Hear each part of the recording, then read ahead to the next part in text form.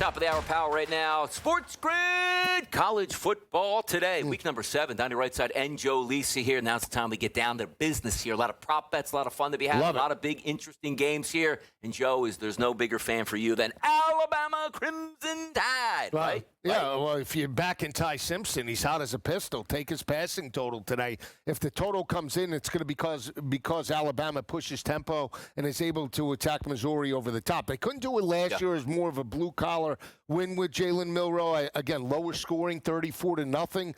This could be a track meet. I really believe that Ty Simpson could eat in this matchup. Do like the passing totals for Alabama today. It just feels like a program-building win for Missouri if it happens. And absolutely. This isn't like Alabama's coming to town, Joe, 6.5-point favorites. Let's give them a good show. You're now taking a look at Alabama. Let's call it a touchdown favorite. Bet down to, let's just say, 3 points here. You're expecting a great performance out of Missouri. So when we look at the side itself, Joe, let's call it 3 to 3.5 as a side. Total 52.5 in that range. Who has the edge in this game on both the side and the total? Well, you would think that Alabama has the edge, quarterback Ty Simpson over Bo Prabula, and the reason why I say that is just because Ty Simpson's battle-tested now. He's went on the road to Florida State. He lost that game, but rebounded, obviously going into Georgia and that performance and then backing it up against an undefeated Vanderbilt team. This is a quarterback that's playing with confidence. He has 2 big playmakers, and again, Prabula, again, this is probably his biggest game since just playing at Penn State. So they have an opportunity to make a statement, but all the pressure is on Missouri to potentially step up and win this game, even though they're at home. You got to give the edge to Ty Simpson here. You take a look also because these wins, you're afforded at least one loss. Alabama's got that one loss already against FSU. You take a look at Missouri, Joe. They are undefeated on the season. They're going to play Alabama at home today. Then they go on the road at Auburn, on the road at Vanderbilt, Texas A&M, Mississippi State, then have Oklahoma and end the season with Arkansas. So if you look for a win today out of Missouri, you can afford another loss here, Joe. Could we be looking at Missouri as a playoff team here? Yeah, absolutely. They could be like Tennessee was last year. And we talk about home field dominance. So they're already 5-0, 4 against FBS opponents this year. We talk about the dominance under Eli Drinkwitz, 32-7 straight up, dating back to 2020. So they're a dominant home team. But again, this is a different animal. When you beat up on Kansas and when you beat up on teams out of conference, it's different than going toe-to-toe with Alabama and Kalen DeBoer. But again, they're averaging 292 rushing yards per game, 5.9 yards per carry as a team, Missouri is. And we see this front seven for Alabama. Gave up a big touchdown run early to Vanderbilt. Donnie, they're giving up $155 on the ground. That's untypical Alabama. This isn't the same front seven like when Nick Saban was coaching, dominant, physical at the point of attack. So if Missouri does have success with Ahmad Hardy, they potentially can steal this game. Again, styles make fights. I think Alabama attacks over the top. Missouri attacks on the ground. Yeah, if we take a look at the props here and go with the quarterback position first, Bo Prabula to throw for over 204.5 yards is his listed total, and then Ty Simpson at 278.5. I always look right at Ty Simpson's 278.5 and say, Joe, he looks like a pocket pro passer at this point right now. Delivers a great ball, healthy at the wide receiver position, and also now you're healthy in the running game, which means that play action pass, Joe, could be big today. Yeah, you talk about Missouri's defense giving up $141 to opposing quarterbacks, right? And Alabama's averaging 3.25. He puts up 340 last week. And think about the game flow in that. It was a very slow-moving game. It was like 7-7 at one point, almost at halftime. So, again, that game flow, he still got to 340.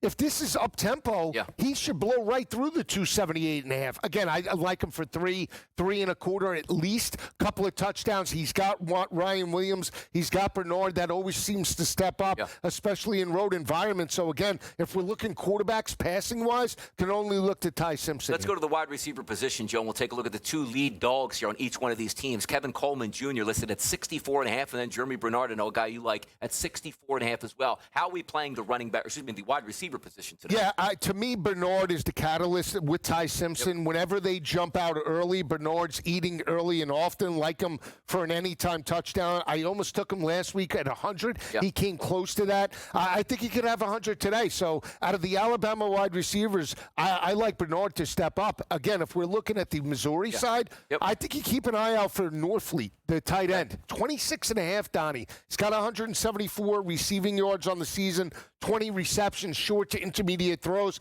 especially if the rushing attack is coming on. That's where Pabula might look. So I like Northfleet, the tight end here. Running back props here at this point as Joe's getting all fired up here, throwing things on the set. Look, we're about 50 minutes away from kickoff. Joe's ready to go in this one. But also, the rushing yards, Joe. Jan Miller, 67.5. Pabula at quarterback, 33.5. You always point out that does take into account for sacks. Yeah, it's tough. Hardy is 94.5, Joe. Running back position today, if you want to go over or under, where is that look? It's Hardy, and again, I know he's got a high number, but he's averaging 7 yards per carry, Donnie. He's got 730 rushing yards on the season. They're averaging, to your point, 292. Again, he doesn't even sniff 94.5.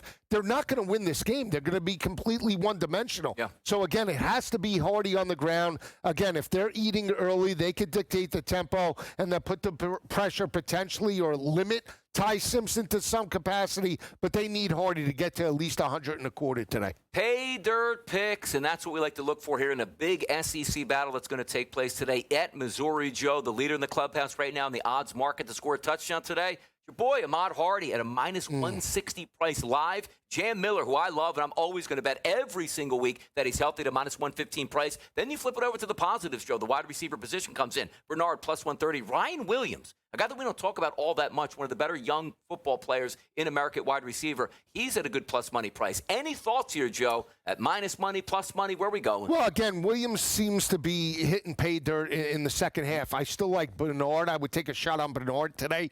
2+ touchdowns. Again, Northfleet could hit pay dirt for Missouri. If we're looking quarterbacks to hit pay dirt, probably Pabula because he is a little bit more mobile in the RPO game than Ty Simpson. So that's the way I would look. But again, you just look at the matchup and you look at this style, right? How is Alabama going to attack? To me, they're going to attack over the top. And Missouri's going to do it on the ground. But if they get into red zone opportunities, keep an eye out for Johnson as well for Missouri. Yeah, and you take a look, too, at what the season is going to certainly, as it progresses here for Alabama. We're going to get to their schedule in just a moment. But I got a fun bet for you. Yeah, what do you got? You would go on either side. More likely to happen. One price is a plus 650. One price is a 7-to-1 price. One receiving touchdown in each quarter is plus 650. One rushing touchdown in each quarter, Joe, is plus 700. I would take the rushing today just because if you're back in Missouri, you got to believe that they're going to do it on the ground. So I would buy into the 7-to-1. If you like Missouri plus the 3.5, my best bet in the game is the over, but I would take the points with Missouri. If they're going to win this game, I don't think it's Pabula over the top. They can run the football, and then that you still have an opportunity with Jan Miller. Jan Miller got involved. He had the big touchdown run too.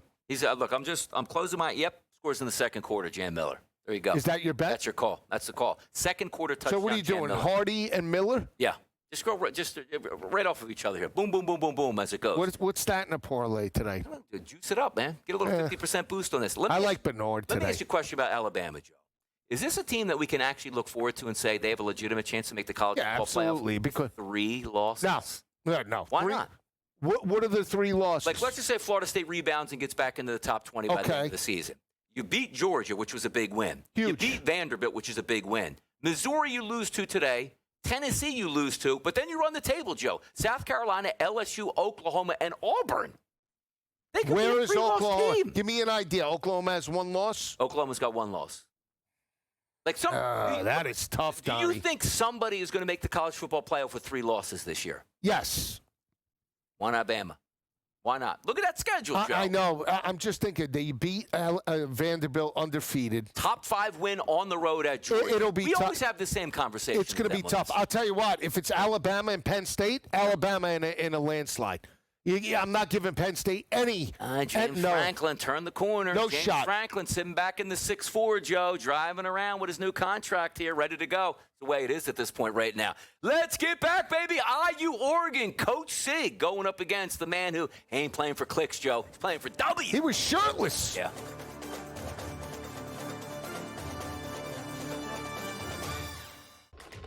Enter into the magical world of McLuck.com, where even the smallest of spins can win real cash prizes. Adventure into over 1,000 of the best Vegas-style slot games So what are you waiting for? Unlock your free welcome offer today. Join the fun where winners play and players win. At this event, people from Amazon and Alexa made it very clear that in addition to Sports Highlight coming up, you will be able to perhaps buy sports tickets to events, buy movie tickets, arrange fantasy football teams, and I think somewhere down the road, maybe not too far down the road, given the NBA on Prime deal, they will allow sports betting on the television set through Alexa Plus. Newswire, only on SportsGrid.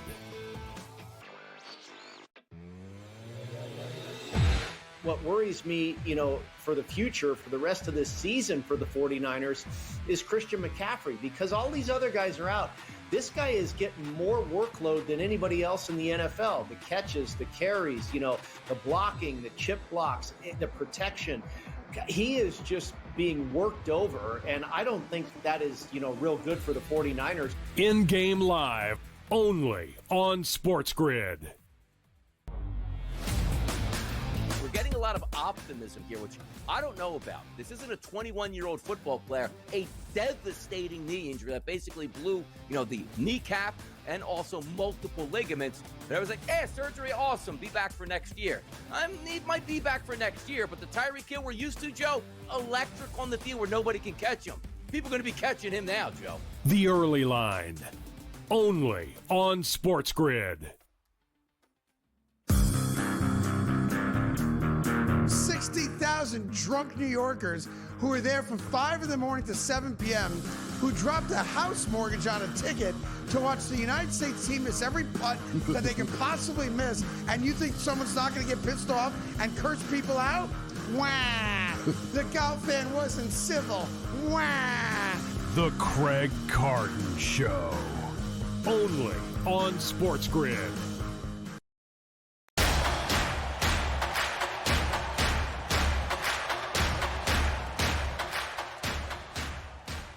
SportsGrid, college football today, about 50 minutes, Joe, from kickoff here, setting you up, getting you the information you need, the biggest bets, the biggest players, the biggest games, right before kickoff at 12 noon. I don't care what Joe Lisi tells you. Best game of the day right now, Oregon versus Indiana. Are we expecting points? We don't know. But the spread right now, Joe, a touchdown. Favorite for Oregon at home over Coach Cignetti and the Indiana Hoosiers. Let's start there, Joe. 10.5 opening line. We're down to a tutty. Yeah, and again, a lot of people are looking at that performance by Penn State and saying Oregon's performance a couple of weeks ago wasn't really, that important, or that, they regress it a little bit or take it back.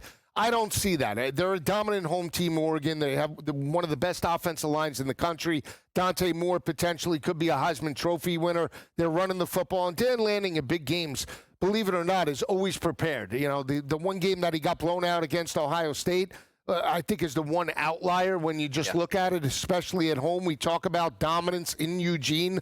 22-1 since he's been there. They've won those games last year by an average margin of victory of 16.5 points per game, right? They open as a 10.5-point dog favorite. That was fitting. That's what it should have been, right on the number. Can Indiana answer the bell and do something they couldn't do last year against Notre Dame and certainly last year against Ohio State? We'll see.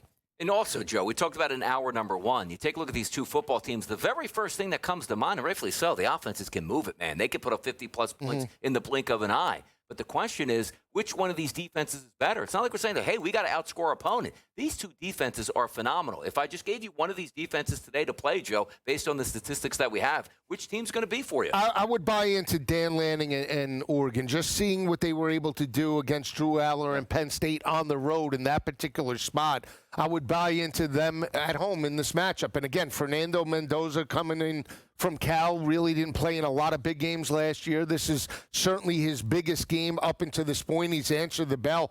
Do we believe that Fernando Mendoza is going to complete 91% of his passes the way he did against Illinois? I don't think so, right? Yeah. So, again, when we look at the coaching perspective, we look at Oregon. They've only allowed 2 passing touchdowns all season long, holding opposing offenses to right in the area of about 133 passing yards per game, and they force turnovers, and that's the biggest thing. They've had 5 interceptions on the season. Can they force Mendoza into long third downs will dictate whether they cover this line. Prop betting markets here. You take a look at the two quarterbacks, Joe. Dante Moore, Fernando Mendoza. As good as you're going to get in college football, teeing it up today. It's going to be fun to watch at 3:30. The passing props live, Joe. Dante Moore, 237.5. Fernando Mendoza, 227.5. Which quarterback would you take in the passing prop market today? I would take Dante Moore. Again, the way he's been able to step up, again, he looks more poised. He looks more confident in this system. And again, the fact that they're playing at home, you got to believe that they want to push a little bit of tempo and get Indiana out of their game plan. If Indiana, plays from behind, how do they respond? I think that's the matchup, because when Indiana runs the football, then they can work off a play action. But on the road, if they're in a tough environment, down by a double-digit score, it's going to be very difficult. That's why I like Moore over the 237.5. Also like him for a couple of touchdowns today. Sling it around. You take a look. You look at some of these wide receiving numbers that we have. Surratt and Cooper Jr. here for Indiana, 62.5 and 74.5 respectively.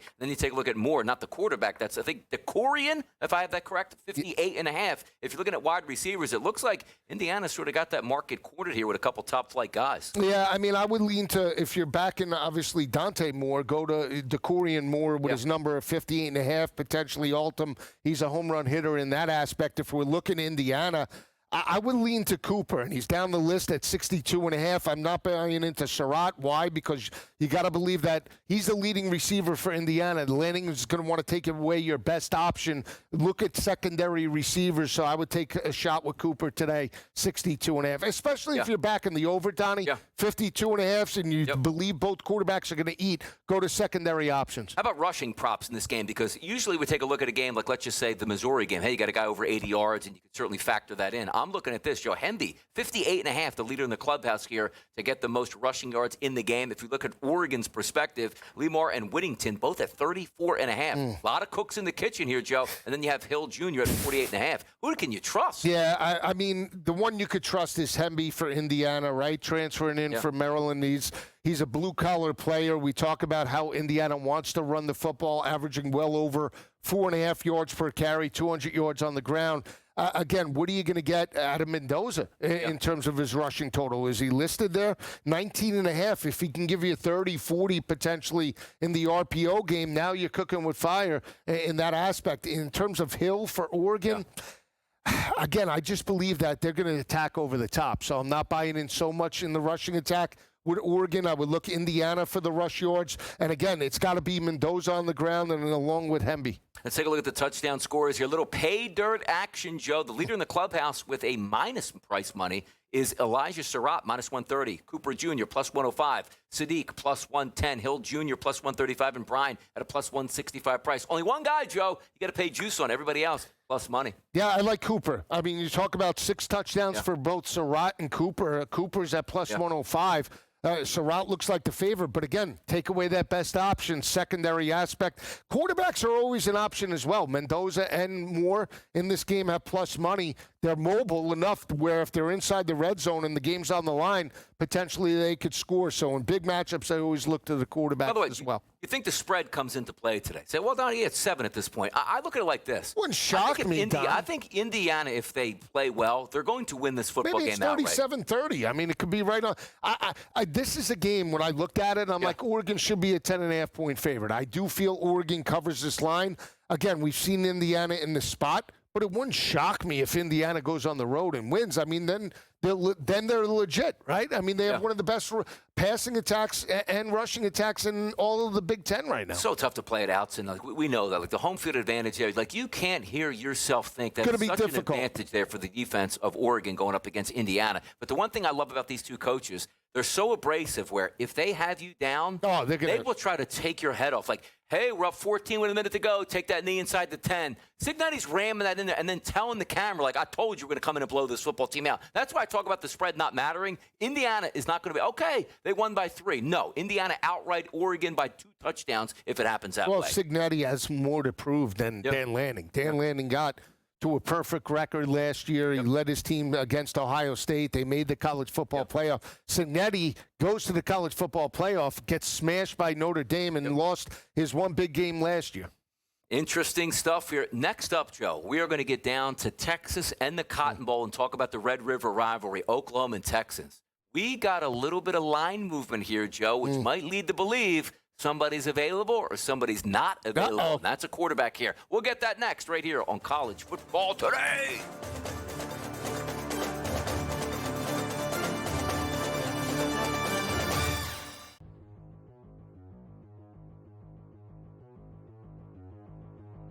Shedeur Sanders will be starting for the Browns by week 9. I am buying this. I am buying this absolutely. At a certain point, Joe Flacco just not the answer. We know they already made the change. Dylan Gabriel is starting this week. We know that. But maybe a team needs a quarterback, and they're willing to trade for Joe Flacco for some level of stability, and then we simply get nothing out of Dylan Gabriel. He is a rookie quarterback when it's all said and done. Maybe there's just no production from him. So why not just move on to a different rookie quarterback that you have just to see what you have? And then, as George, as you mentioned up at the top, you have to evaluate going into next year's draft. So I will absolutely buy this. The next 4 weeks, Minnesota, Pittsburgh, Miami, New England. I mean, the question is this. If they truly believe that Gabriel could be a future starter, you got to give him more than 4 weeks, right? That's 4 weeks is not enough. Minnesota, that's a rough game, all right, being played with England this week. Pittsburgh, they haven't have a defense. Miami is not very good. New England's supposed to have a good defense, has it here. I want to sort of go. I mean, I think Shedeur Sanders is going to start at some point this week. I don't think it's going to be by week 10, although that does make sense here to name him the starter during the bye week, get him 2 weeks here. I'm going to go more, maybe double digits, week 12, week 14, somewhere around there.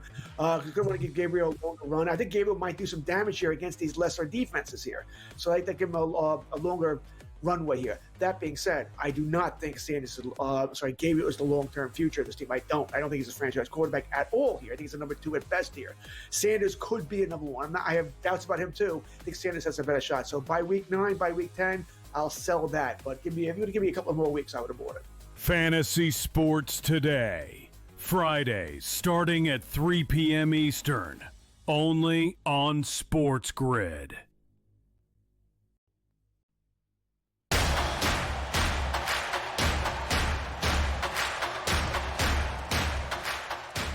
Red River rivalry, the Cotton Bowl in Texas. It's OU taking on Texas, Joe. We've seen this game for years, played at a neutral site, split the stadium right down the half, burnt orange on one side, red on the other. Look at the line. -3.5 at that opening number. We also saw that at time that Oklahoma was shifting towards being the favorite at this point. Now we saw the -1.5 early morning, Joe. You know what I'm saying now?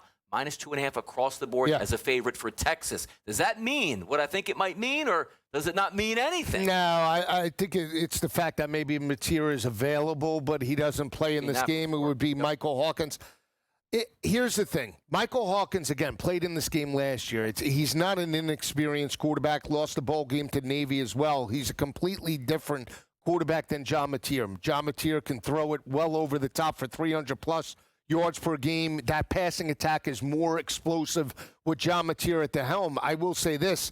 I like the under now a little bit more, under the 44.5, because I do feel they utilize Michael Hawkins with the rushing attack and the RPO game. Michael Hawkins' strength is running the football. So, again, get this into the fourth quarter. Rely on the defense. I think when you look at the matchup as well, you look at this Oklahoma defense, third down situations, 17% third down defense. One of the tops in the nation going up against Arch Manning and this offense for Texas that has no identity, Donnie. They can't run the football with Wisner, and the offensive line is completely just inconsistent. We saw that against a big physical group in Florida.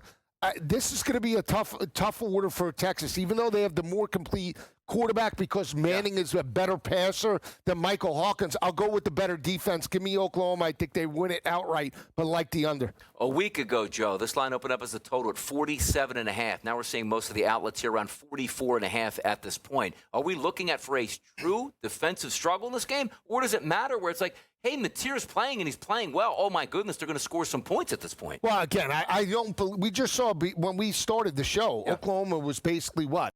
1.5 favorite. Yeah. Now they're 2.5-point dogs. So obviously news is circulating that potentially either Mateer's a no-go or he's limited to some capacity. I don't believe that if Mateer is playing in this game, we're seeing 3s or 2.5s in the market. More leads you to believe that it's Michael Hawkins as opposed to Mateer leading the charge. But at the end of the day, I keep going back to Texas. What is their offensive identity? Yeah. Last year, they had one of the better rushing attacks in all of college football. You look at Texas's big games last year. When they dominated, they ran the football effectively. The two games that they struggled last year against Arizona and Ohio State, they rushed for 1.7 and 1.3 yards per carry. They couldn't run the football last week against Florida. They're not going to be able to run the football, I don't believe, against Oklahoma. So we'll see if Arch Manning can answer the bell. If you're Texas, you want to try and establish the passing attack with tempo, but it's not going to be easy. But tell me about this, too, because John Mateer does have props listed. He's around 207.5 right now live. Touchdown prop 1.5 plus 168 number. Let's remove him because sometimes you're going to handicap something that may not happen. Well, then we should take the under then. But, I mean, it's an interesting one. Like, if he's how available. How are 2.5? So they have props listed for Mateer, but we're seeing 2.5s. Yeah. Because it's funny you say that because if he is available, which means worst case scenario, hey, we're down 14 in the third quarter, throw him out there, and he only plays a quarter and a half. He's not going to throw for 207. So that's an interesting point for Joe here. But Arch Manning, we know, is going to play. 215.5 is his price point. Like, I want nothing to do with the guy who was supposed to win the Heisman Trophy. No, let Donnie, we watched that game against Florida. He couldn't move the football in the first half. They were in third down and long situations. He looked like a deer in the headlights yet again. This is the second opportunity against Ohio State and Florida. Now, Florida has one of the best defenses in all of college football. Yeah. Statistically, they held LSU to 20 points. They held South Florida to 18. They held Miami for basically 3.5 quarters. So, again, what is he going to do against Oklahoma? I mean, it's a rivalry game. You want to think that they're going to win, but I can't. Texas, to me, is dead money. And by the way, the leaders, Joe, to score touchdowns today for both of the teams. Give it to me. Arch Manning plus 110. He's the favorite in the entire game. John Mateer plus 135, then followed by Clark, Blaylock, Gibson, Burks, Wingo, all the way down we go. I would take a shot with Burks for Oklahoma and Wingo. Wingo hit pay dirt last week against Florida. He seems to be a home run hitter for the most part. Livingston is capable, but again, at times inconsistent. But in a big spot, explosive pass plays have gone to Ryan Wingo in that offense. Again, they're inconsistent. If you're back in Texas in this game, good luck. I like the under 44.5. Could be a lot of rushing today. Now, look, Custer's last stand, the Alamo. Like, the Alamo took place in Texas, right? San Antonio, but obviously this is a little bit farther north. Is this the last stand for Arch Manning? He loses. Come on, there's no excuse. He loses today, there's no excuse. Is it the last stand for Steve Sarkisian at this point? Did he sell soul for this? What did he do? Well, let me ask you this. At least he made it to back-to-back college football playoffs. I get that. But again, he was, in a big spot. Sarkisian has as many questions to answer as James Franklin. Look, and we're also not talking about, like, Ohio State beating them to open the season. Yeah, you expect that because Ohio State's really good. But then you look at some of the other opportunities, Joe, and you say to yourself, this doesn't make any sense why they're losing these football games. Well, again, I think from a recruiting aspect, they have the talent. What is the staff doing? Are they coaching them up? We know from a defensive perspective, Texas still in run support giving up less than 3 yards per carry. Yeah. But again, when you get hit in the mouth by the Florida Gators and you don't respond offensively, that's a problem on the head coach and a problem with their quarterback, Arch Manning. Arch is a problem. We'll be right back. Best of the rest, people.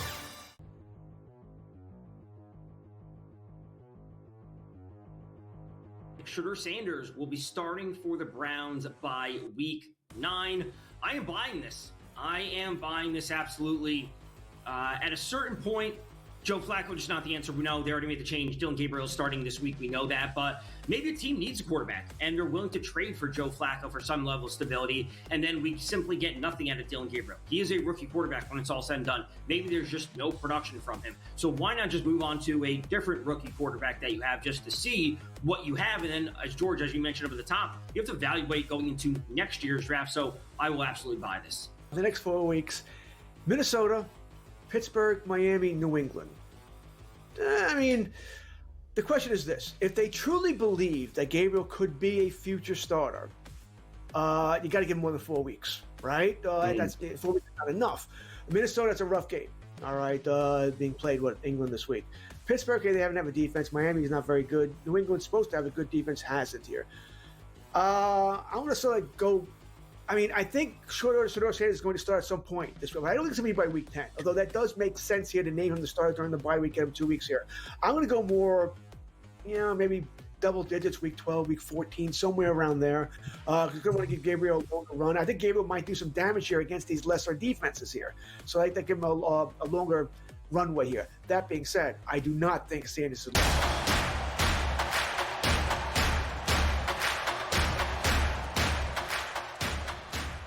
SportsGrid College football today getting closer and closer to kickoff. About a half of an hour to go, Joe, between the Bullets flying out there on the field. Can't wait to watch it play out here. The best of the rest. Some other college football games, Joe. We didn't hit in hour number 1, which includes Arizona State. Ain't watching Cam Scatterbo out here showing the Arizona State pride for the Giants. Let's not talk about that right now. But they're going to take on Utah, 9.5-point favorite. By the way, Joe, let me ask you this question, though. Fill the people in. Look ahead line, -2.5. Now it's double digits. What? Utah's double digits? Yeah, double digits. Jeff Sims getting the start over Sam Leavitt. Sam Leavitt was doubtful, the starting quarterback for Arizona State. Jeff Sims, though, again, an experienced quarterback, came by the way of Georgia Tech and Nebraska. Very inconsistent, but he's a better runner than he is passer.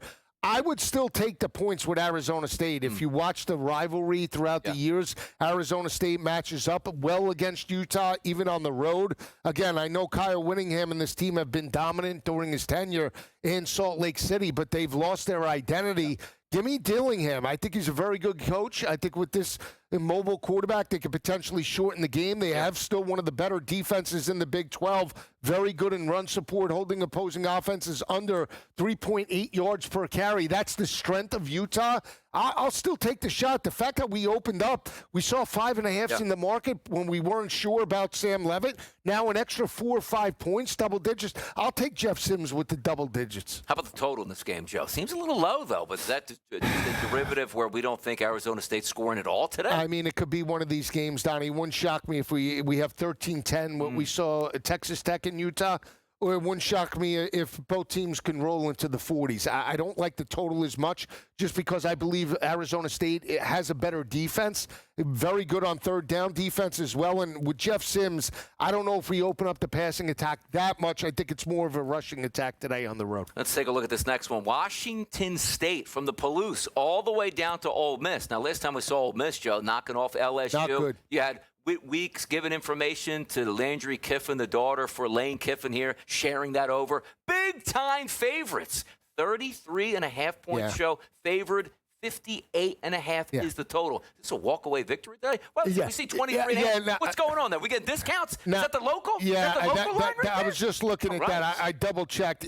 They're one of the most bet teams today with 89% of the money coming in on Trinidad Chambliss and Ole Miss. Wash State completely decimated defensively, playing at home in Oxford, not just to be able to win this game, but Trinidad Chambliss putting up 400 and 300-yard performances certainly accounted for 350 against LSU, 71 yards on the ground. His ability in the RPO game, I think it's all Ole Miss. The problem that I have is, again, if they're up big in the first half, does he pull the starters and get some depth as he goes through conference play? That's always a cause of concern. Yeah. You leave the back door open. I would only look Ole Miss, but whatever the total is, I think we could blow through this with flying colors. Oh, my God, Chambliss here. Take that next step up. Get me in that Heisman race for Chambliss. It won't do it with rolling. this game because, I mean, with the other quarterbacks having these top 25 games, it'll take an SEC win for that to happen. But, again, definitely pad the stats today. Yeah, Gardner Minshew's not coming in to save the day. Great quarterback in the State NFL. At this point right now. There it is. I mean, some say could have won a Super Bowl with a certain team in Philadelphia. Pittsburgh and Florida State, Joe. Florida State plays a tough schedule. I like the quarterback situation because I always enjoy reminds you of Reggie Ball, right? You take a look at Castellanos out there. You know what I mean? A little Reggie Ball action out there for Georgia Tech. Yeah. You look at the spread, 9.5 up to 10.5. Pitt's on the road here. But this total, Joe, 60.5 is now down to 56.5. Miami really torched Florida State last week. Fourth quarter yards, put up some statistics, got some points here. But Miami was the better team. What is Florida State this year? What are they? I think they're a 7 or an 8-win football team that overexceeded expectations in the first few weeks of the regular season, and what you see is what you get. I think the concern that you have with Florida State now, emotional game on Friday night, they lose it outright to Virginia. You come back, you should be up. You're 3.5-point dogs. You get smacked in the face for one half, and then you close the gap. But emotionally, they're drawn. What do you get now with Mason Heinsteichel making his second career start in Pitt? The kid stepped up last week. I was completely wrong about Boston College. He puts up 350 plus 4 touchdowns. Again, I'm more concerned, right, about Florida State's rushing attack because, again, they're averaging 290 heading into this game. But that's the strength of Pitt right now. They're holding opposing offenses to 74 rushing yards per game. So if they can't run it, now you become one-dimensional. I actually took Pitt, Donnie, plus the 10.5. I just think a letdown spot with the rushing defense for Pittsburgh can keep them in this, potentially into a 4-quarter game. We've seen Narduzzi win games he's not supposed to. This is one of them. Give me the points on the road. Let's go to the Plains here. We just talked a little short while ago to Coach Terry Bowden. He's down at Auburn today, and Auburn's going to have a tough tussle with the University of Georgia. This line opened up, Joe, at 3.5. Still hanging out in the same realm. 4 starting to show up. BetMGM, Bet365, DraftKings in that spot here. Total 47.5, now down to 46.5 at many options that we're looking at today. Auburn, Joe, very competitive in their first 2 SEC games, but both of those games losses here. Is that a short line, or can Auburn actually knock off the Georgia Bulldogs? Well, I think Hugh Freeze is on the hot seat as well, right? This win total was 7.5 to start the year. It was juiced to the under. Juiced to the over. People were expecting Auburn to be an 8 or a 9-win football team. They've completely underachieved. They've lost 8 straight in the series. They don't have the quarterback advantage. They don't have the head coaching advantage. The only thing they have is that it's a night game on the Plains. Now, we've seen them step up in this spot in recent years. SEC's oldest rival. I need to see Jackson Arnold make plays in the passing attack. Money's on the line. My money's with Gunnar Stockton and the better offensive line, the better defensive line, and the better head coach.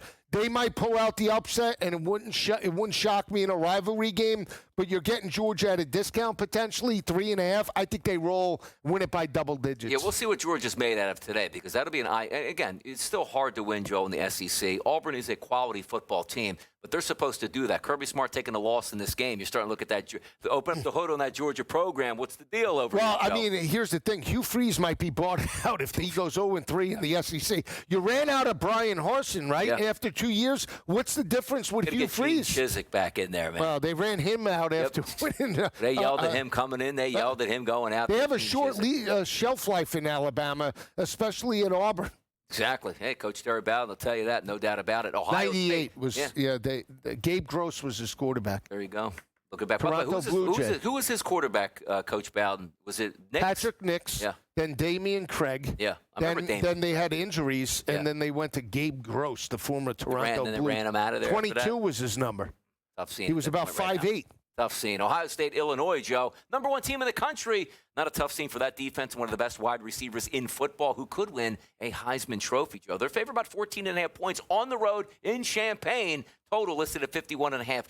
You see, it's one of those teams, Joe, where you say, like, I don't like betting against Ohio State. Because you watch the game, like, how's the other team move the football? Illinois can move it a bit. Did they show up against Indiana? Not so much. Is this a blowout that we're waiting for? Ohio State flexes their muscle? I think it's 35-21. Okay, right on. I really think Joe. I like the 14.5. I took it with the Illini again. I think they potentially could shorten the game. Julian Sayin and that offense seemed to be coming into their own with back-to-back wins over Washington and Minnesota. Jeremiah Smith had a huge first half, and then second half it was all Julian Sayin. But, Bo Jackson is a legitimate running back for that offense right now. I just think if you're Brett Bielema and you went toe-to-toe and you got that marquee win over USC, right, as a 6.5-point dog, you look to shorten the game. You're playing with house money, right? Nobody's expecting you to beat Ohio State. We know about Ohio State's defense. Make it a low-scoring game, potentially, and just look to score points when you can. 14.5, I think, is way too much for a conference game, even though it's Ohio State. I think it's a tough spot. Give me the 14.5 with the Illini. Schedule doesn't look daunting there on the way. No, either, they're going to roll.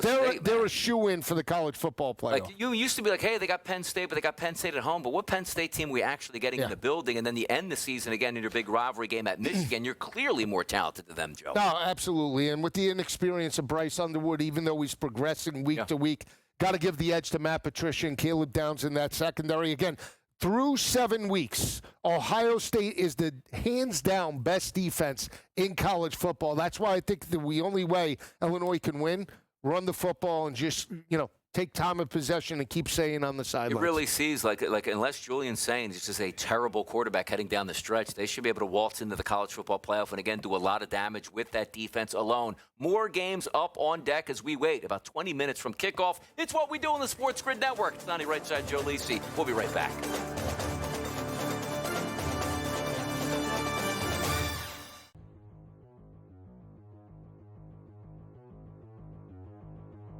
Shedeur Sanders will be starting for the Browns by week 9. I am buying this. I am buying this absolutely. At a certain point, Joe Flacco just not the answer. We know they already made the change. Dylan Gabriel is starting this week. We know that. But maybe a team needs a quarterback, and they're willing to trade for Joe Flacco for some level of stability, and then we simply get nothing out of Dylan Gabriel. He is a rookie quarterback when it's all said and done. Maybe there's just no production from him. So why not just move on to a different rookie quarterback that you have just to see what you have? And then, as George, as you mentioned up at the top, you have to evaluate going into next year's draft. So I will absolutely buy this. The next 4 weeks, Minnesota, Pittsburgh, Miami, New England. I mean, the question is this. If they truly believe that Gabriel could be a future starter, you got to give him more than 4 weeks, right? That's 4 weeks is not enough. Minnesota, that's a rough game, all right, being played, England this week. Pittsburgh, they haven't have a defense. Miami is not very good. New England's supposed to have a good defense, hasn't here. I want to sort of go – I mean, I think Shedeur Sanders is going to start at some point this week. I don't think it's going to be by week 10, although that does make sense here to name him the starter during the bye week, get him 2 weeks here. I'm going to go more, maybe double digits, week 12, week 14, somewhere around there. Because I want to give Gabriel a longer run. I think Gabriel might do some damage here against these lesser defenses here. So I think give him a longer runway here. That being said, I do not think Gabriel is the long-term future of this team. I don't think he's a franchise quarterback at all here. I think he's a number 2 at best here. Sanders could be a number 1. I have doubts about him too. I think Sanders has a better shot. So by week 9, by week 10, I'll sell that. But if you were to give me a couple more weeks, I would have bought it. Fantasy Sports Today, Fridays starting at 3 p.m. Eastern, only on SportsGrid.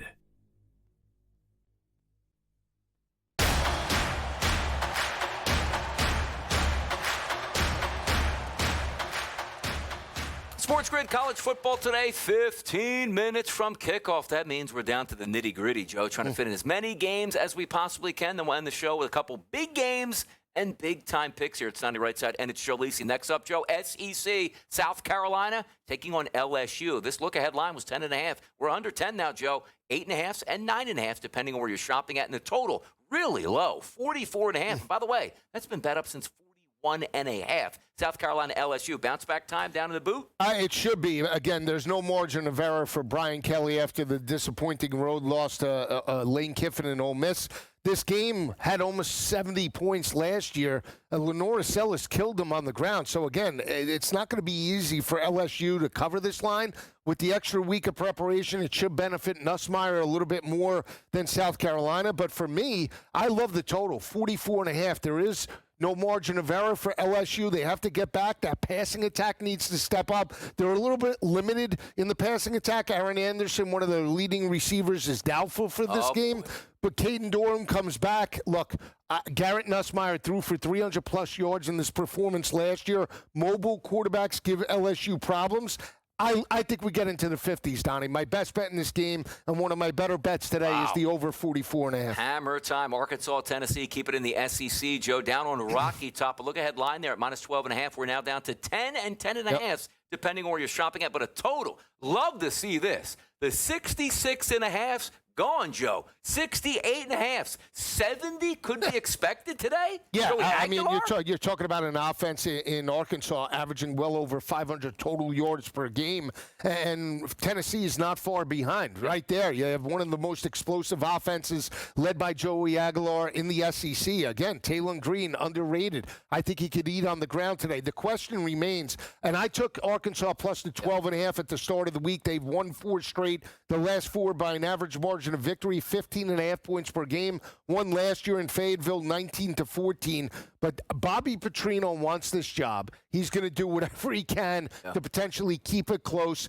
Taylor Green, as long as he's healthy, I think can eat. Tennessee might win, but as long as we're over that 10.5, I like Arkansas here.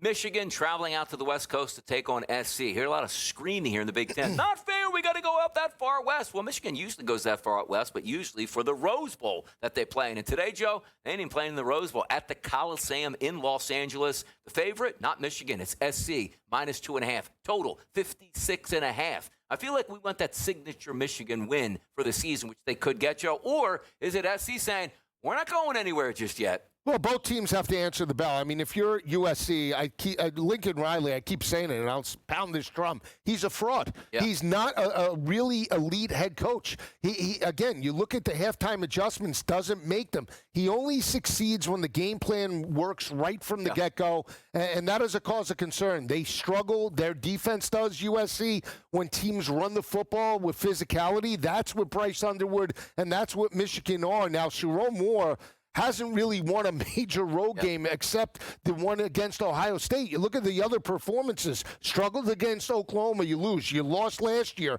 against Washington. You lost last year in Champaign. This is an opportunity to go out west and make a statement. I like Michigan plus the points. I think they win it outright. We're not building robots in this next game, Joe. Tech versus Tech. Technology. That's Virginia and Georgia, Joe. How about this? 2-touchdown favorite for Georgia Tech and a total of 55.5. Who wins? Who's the better Tech? Best bet of the day for me. It's Georgia. Really? It is. Georgia Tech. I said it that I would be back in the Hokies, Donnie, until they lost their first conference game. Their first conference game on homecoming last week, right, against Wake Forest as a 6.5-point favorite. They played a very tough game. They gave everything they had. Now I think they're going to be emotionally checked out. You have a team in Georgia Tech that hasn't really stepped up, laying big numbers, struggled against Wake Forest, struggled against Temple. I think they get right today. I think it's a huge day for Haynes King coming out of a bye week. Better defense. They're undefeated. That matters to me. I think they roll by 20 or more. Rambling wreck of Georgia Tech. Watch out today. How about down at Texas A&M? Agricultural and mechanical, is it? Is that what it is? A&M stands for? What do you go to? There be a mining. There you go. Mining. What are they mining down there? Bitcoin? Not yet. No, not after yesterday. You know what? They got Texas smashed. A&M. If Texas A&M was mining Bitcoin, you'd have went there out of college. I know you would. I mean, I like the maroon unis, back in the day with Leland McElroy and the crew. Bucky Richardson back then. Bucky Richardson? Yeah. All right, there you go. Bucky Richardson. I'll just say this.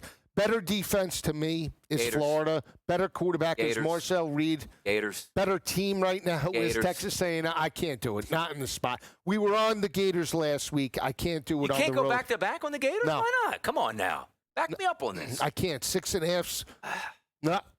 Can't do it. How about Texas Tech, Kansas out here? I could take the points with Kansas. Touchdown favorite, 59.5 points are expected here. Lance Leipold, get the boys ready. Yeah, upset. I mean, again, as long as Jalen Daniels is healthy, I think they're within margin. I think they can expose Texas Tech's defense in this matchup. Tech has won 3 straight in the series. Last time they played was back in 23, but I think KU has speed on the perimeter. Again, the total, I think we could blow through this total at 59.5. So, again, I like KU with the points, but I think the total is suspect today. How about a little BYU Arizona, Joe? What do you got? Arizona outright. BYU, by the way, can they make the college football playoff, BYU? If they have Stay unbeaten? Running wild out here in these streets? Yeah, I mean, they can if they have one loss. Yeah. I mean, again, if they're on the outside looking in, potentially 2 losses, who were the 2 losses to? Again, we saw this team be 7-0 last year with Jake Retzloff, and then all of a sudden they hit some adversity and hit some roadblocks down the stretch. Again, let me ask you this. I'll take it a step further. Since this goes right in, a 2-loss BYU team that's not a conference champ, and a 2-loss Notre Dame team. Well, see, look, a 2-loss Notre Dame team is really better than a 1-loss like SEC team. When you break it down, I mean, you got the money involved, you got the cachet, and you got the young quarterback that by the time we're at the end of the season, he might be a Heisman Trophy winner. Nah, come on. What's his price point? We got that in the back. The price point for C.J. Carter to win a Heisman. It seems like no it's going to be his money at this point. No shot. By the way, did you know Notre Dame is favored by 3+ touchdowns today? They're not going to cover. And will handle their business. Shamrock shakes all over the place there. Is there a place called, is it the linebacker? Where do you go on campus down there to drink in Notre Dame? I don't know. Never been to South Bend. It is the linebacker. By the way, have you never been to South Bend? No. I feel like I wanted to go there, but they built up the stadium so much it's not the same as like the Rudy days. I'll back take in a the shot with Dave Dorn. He's stepped up in recent years. You know, he's got two. Well, he did get the win again with Bradley Chubb in the rain-soaked Raleigh. Remember that with Deshaun Kaiser a few years ago, 5-6 years ago. How about Torrey Holt, though? How about Torrey Holt coming back and playing some wide receiver? Russell Wilson back in the day. Oh, keep going back farther. Who else we got there? I remember Jamie Barnett. I remember when Miami opened up Carter Finley Stadium with a touchdown by who, Joe? Do you know who scored for Miami right off the bat? What year? Come on. What? Carter Finley. Oh, Carter Finley. What? Devin Hester housed it opening night. Come on now. I was thinking Get your NC facts State. together. Big games, big bets, and big props coming up next.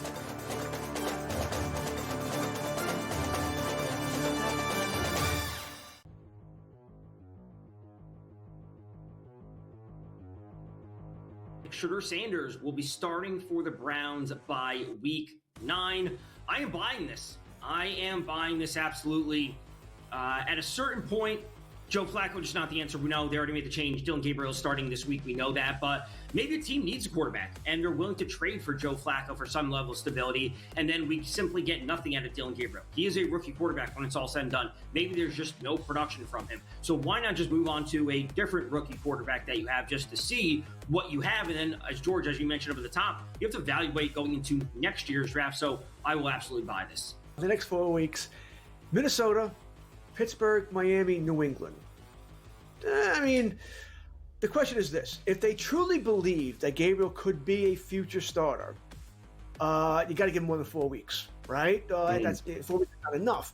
Minnesota, that's a rough game, all right, being played, England this week. Pittsburgh, they haven't have a defense. Miami is not very good. New England's supposed to have a good defense, has it here. I want to sort of go. I mean, I think Shedeur Sanders is going to start at some point this week. I don't think it's going to be by week 10, although that does make sense here to name him the starter during the bye week, get him 2 weeks here. I'm going to go more, maybe double digits, week 12, week 14, somewhere around there. Because I want to give Gabriel a longer run. I think Gabriel might do some damage here against these lesser defenses here. So I think give him a longer runway here. That being said, I do not think Gabriel is the long-term future of this team. I don't think he's a franchise quarterback at all here. I think he's a number 2 at best here. Sanders could be a number 1. I have doubts about him too. I think Sanders has a better shot. So by week 9, by week 10, I'll sell that. But if you were to give me a couple more weeks, I would have bought it. Fantasy Sports Today, Fridays starting at 3 p.m. Eastern, only on SportsGrid.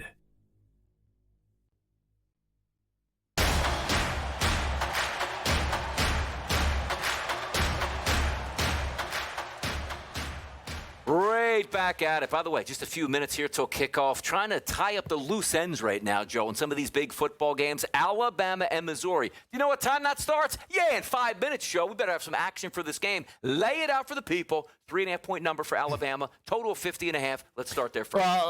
If I had to bet the side, it would be Missouri. But I love Bama. No. Come on. No, it wouldn't be Bama. It would be Missouri. I like the over, though. The over is my best play. We're seeing 51.5s come into the market, 34-0 last year in favor of Alabama. I think the total blows right through. Give me the Tigers with the points. Do like Bernard over his total, and I do like Hardy to potentially break through 100 yards today. I got 2 plays in this game, Joe. I'm going Bama. I'm going against you. I don't care. I'll fade you right here. I'll lay the minus 3.5. But Jam Miller, I understand one thing. Jam Miller's going to score a touchdown this game, Joe. That's where I'm finding pay dirt at this point. So you look at that total, Joe, 50.5. Not buying in? Of what? Jam Miller? 60 points in this game? I like 70 points? I like your bet better with Jam. because here's the thing. If you believe Ty Simpson's going to eat, could put up 350. Do you think they're going to run the football? I mean, that's the problem. I think they're going to attack Missouri over the top. I think it's a little bit different type of game plan. You have a hot quarterback. Jam Miller for any time touchdown could be legit, though. Jam. Let's go out west here. Signetti's on the road. The boys are there. Indiana. Am I wearing red for Indiana today or Oklahoma? Nobody's going to know that here, but that's going to keep that right here. You're taking the points? I'm not taking the points in this game. I like the over. I like the over in Oregon. I do. We explained how good these defenses are, but stop them. Both of these offenses can't get into the 20s to give me a legitimate chance at this, Joe. We're going over the total for me in this game. I'll root over it in. 53.5. I'll root it. What are you squinting for? You can't see the picks out here? I can't even see. I would lay it with Oregon. I do like the over a little bit, but again, you just look at Mendoza, you look at Dante Moore.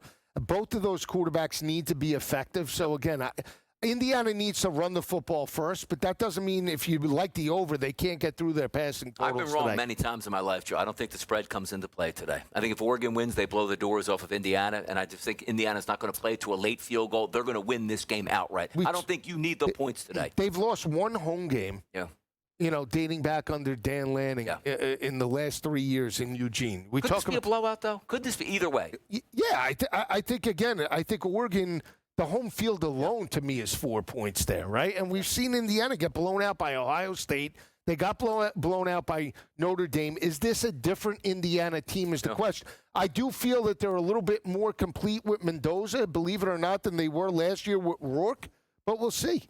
Let's take a look at this next game, the Red River Rivalry, which will take place at the Cotton Bowl, yearly occurrence around Big Tex and the Texas State Fair. You see that placard right there, Joe? -1.5 for Texas. That's on the move. It's -2.5 now live, which means we don't know what we're getting from Mateer. Now, understand this, too. This is not a 12 o'clock kickoff, Joe. This is 3:30. This is one of those games where people are going to have the binoculars out who's in the stadium. Hey, Mateer's warming up with the ones today, Joe. Is this a game that you advise wait till closer to kickoff, or do you have a clear path that you say, here's what you like? Well, again, for me, I would still take the points whether Mateer plays or not, because I believe in Oklahoma's defense more than I believe in Texas as a whole. I think Texas has no offensive identity. I'm willing to roll the dice if it is Michael Hawkins, experienced quarterback. Again, didn't win this game last year, but I believe in Oklahoma's defense, holding opposing offenses to only 17% on third down conversions. They're a deer in the headlights, Texas. They're hoping for answers. Give me the team that's undefeated and focused and has a red-hot head coach right now. Arch, you're going to take the over in this game, Joe. Like, if Mateer plays on that, if he just throws like 4? No, there's got to be like a deal with the devil. Like, I don't understand. Like, this is always the plan in place. Like, you got to win football games. Like, you could see Stark struggling. Like, they're handing out Lamborghinis. Yeah, exactly. Hey, if anybody else played at Ohio State, they'd lose. Stop the madness. You're Texas. You recruit better than just about everybody in the country. Start winning some of those football games. But this game, I do look at, the 2.5s to 44.5s. Wait until closer to kickoff. We'll see if Mateer is out there. Even if he is, Joe, could be a pump fake. Hey, we think he's going to start, run him out there with the starters in pregame, and then he pull him back in, Joe. I like the under. I will say this again. Let's go. You're on the total? Go. I lean to the under. I just think that, again, if it is Hawkins, they're going to utilize his athleticism in the RPO game. And, again, that would lean to time of possession and keeping Arch Manning on the sidelines. If you're Texas, you do want to push a little bit of tempo. Yeah. But how much success are they going to have over that defense? I don't believe any. How about a blowout special today, Joe? Notre Dame -23.5 against NC State. Is this still Dave Doran down there? Yeah, get him 13 years. Second longest Evan Leary's tenured not head going to coach. help out today, Joe. He can't help him out today. Leary's not there anymore. Devin Leary? Yeah. You liked him, the former Kentucky Wildcat, huh? I tell you what, I'm going to take the points. We talk about, See, you do that just to spite me, though. No, I said that on the do that just to segment. spite me. I would take the points with NC State. I took Boise State last week.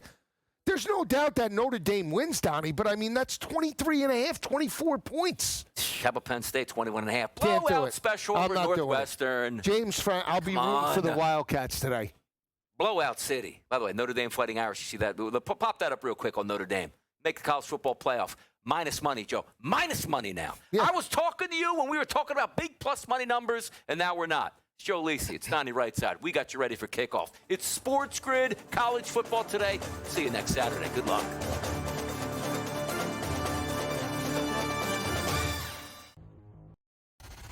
Ashton Genty, between yards and yards before contact and yards after contact, all these sorts of... They're giving him nothing. He is getting hit constantly behind the line of scrimmage, multiple yards behind the line of scrimmage, and frankly, at this point, I think he's essentially out of the race, and this is partly due to Emeka Buka having a great year, Tyler Warren putting up big numbers. Tet McMillan, I think, is maybe the most talented player overall in the rookie class. Pro Football Today, only on SportsGrid. The leader right now in the clubhouse in the odds market is Fernando Mendoza. College football purists, yep, absolutely know that guy. Fantastic. He's a great quarterback. Non-purists who are tuning in just for the biggest games, who is this guy, Joe, and how did he get here? Well, he came from Cal. He's a mobile kid. He's big. He's about 6'3", about 220. He's a gutty kid and had a great performance for Kirk Cignetti. SportsGrid's College Football Today. we're in a weird place with Trevor Lawrence. This was another one of these quote-unquote can't-miss generational quarterback prospects, right? Everybody was salivating over when he was a freshman winning national championships. And here we are, about 5 years later, looking at ourselves going, is it just time for Trevor Lawrence to get a change of venue or something? Like, what's got to give here? Hopefully this Liam Cohen offense starts to come together. Fantasy Sports Today, only on SportsGrid. The Americans got to find answers in these partnerships, and I think they need to look at their who's making these decisions from a stat standpoint. Well, it's so funny to me, especially coming off of the Walker Cup just a few weeks before, how it just seems like there's this glaring chasm between American partnered match play and American individual, singles match play. The Smiley Show, only on SportsGrid.